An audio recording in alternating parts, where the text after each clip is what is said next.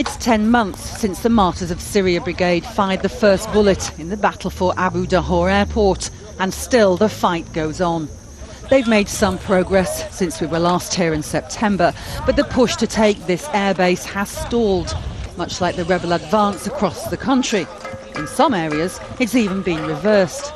The rebels have had the momentum for over a year now, pushing the government out of towns and villages, taking control of the highway and of airports like this one in Idlib.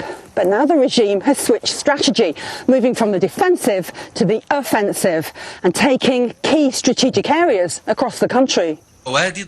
This is Wadi Daif, a key Syrian army base near the airport.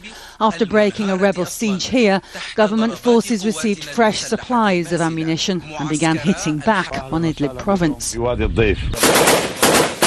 Government forces are also fighting back in and around Homs. They've cut off rebel supply routes into Damascus and pushed back in parts of Aleppo and al-Raqqa. According to a former Syrian government strategist who's still in regular contact with generals and ministers, President Assad's future depends on this new offensive. After 2 years, we can open-heartedly say that Syrian regime started an offensive war, and quitting from a defensive war. So from now on, we can observe more dramatic sceneries from Syria.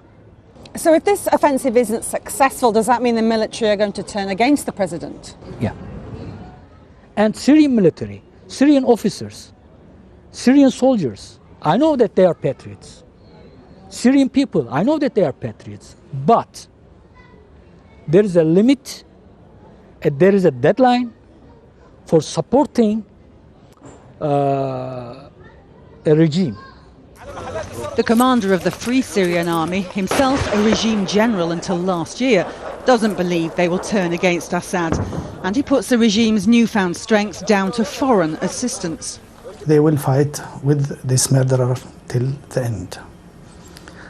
And I can tell you now that there are a lot of fighters from Iraq and from Hezbollah and from Iran who are fighting now with the regime.